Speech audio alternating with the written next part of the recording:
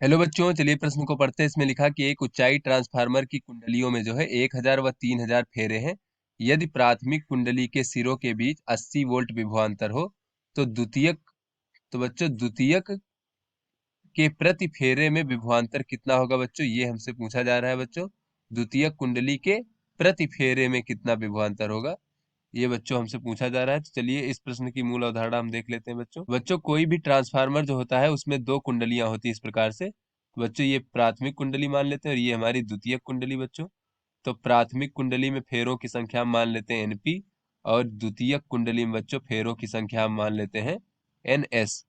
और बच्चों द्वितीयक कुंडली के सिरों के बीच विभवांतर हम वीएस मान लेते हैं और प्राथमिक कुंडली के सिरों के बीच विभवांतर वीपी मान लेते हैं।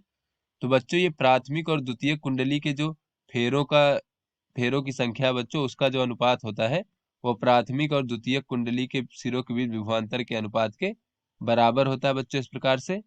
तो चलिए बच्चों अपने प्रश्न को हल करते हैं। तो यहाँ पर कहा जा रहा है कि एक ऊंचाई ट्रांसफार्मर है। तो बच्चों ऊंचाई ट्रांसफार्मर का अर्थ ये होता है कि ये वोल्टेज को बढ़ा रहा है। बच्चों तो यहाँ पर देखें अगर तो ऊंचाई ट्रांसफार्मर में कुंडलियों की संख्या जो है वो 1000 व 3000 है। अर्थात बच्चों इसके प्राथमिक कुंडली में फेरों की संख्या जो है कम होती है ऊंचाई ट्रांसफार्मर में।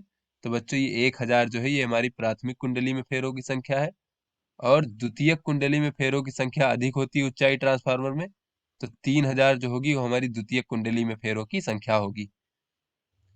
तो बच्चों यहाँ पर कहा जा रहा है कि प्राथमिक कुंडली के सिरों के बीच विभवांतर 80 वोल्ट है। तो द्वितीयक कुंडली के प्रति फेरे में कितना विभवांतर होगा।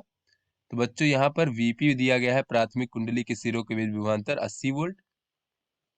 तो बच्चों पहले हम चलिए देख लेते हैं यहाँ सर कि एनपी भागे एनएस का मान कितना होगा। बच्चों तो ये हो जाएगा 1000 बटे 3000।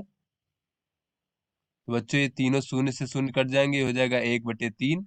तो बच्चों इसको हम कह सकते हैं वीपी भागे वीएस। तो बच्चों वीपी का मान पता है 80 और भागे बच्चों वीएस।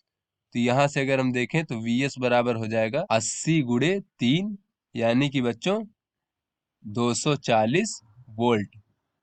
तो बच्चों द्वितीयक कुंडली के सिरों के बीच विभवांतर जो हो जाएगा वो 240 वोल्ट हो जाएगा। किंतु बच्चों हमसे प्रश्न में पूछा जा रहा है कि द्वितीयक के प्रति फेरे में कितना विभवांतर होगा। बच्चों तो द्वितीयक कुंडली में फेरों की संख्या 3000 है, तो प्रति फेरे में कितना होगा देख लेते हैं। द्वितीयक के प्रति फेरे के सिरों के बीच विभवांतर। बच्चों प्रति फेरे के सिरों के बीच विभवांतर कितना हो जाएगा। तो बच्चों द्वितीयक कुंडली के सिरों के बीच विभवांतर 240 वोल्ट है, और इसमें फेरों की संख्या है 3000। तो 3000 से भाग दे देंगे तो बच्चों प्रति फेरे के सिरों के बीच विभवांतर में प्राप्त हो जाएगा। तो ये शून्य से शून्य कट जाएगा, और ये हो जाएगा बच्चों 3 से काटेंगे तो ये 100 हो जाएगा, और ये हो जाएगा 8। तो बच्चों ये हो जाएगा 8/100। तो बच्चों इसको हम कह सकते हैं इस प्रकार से 0.08 वोल्ट। बच्चों प्रति फेरे के सिरों के बीच विभवांतर कितना हो जाएगा, 0.08 वोल्ट। तो चलिए बच्चों अपने विकल्पों को देखते हैं। तो बच्चों ये जो हमारा डी विकल्प है 0.08 वोल्ट, ये हमारा सही विकल्प है। तो आशा करते हैं बच्चों ये आपको समझ में आ गया होगा। धन्यवाद।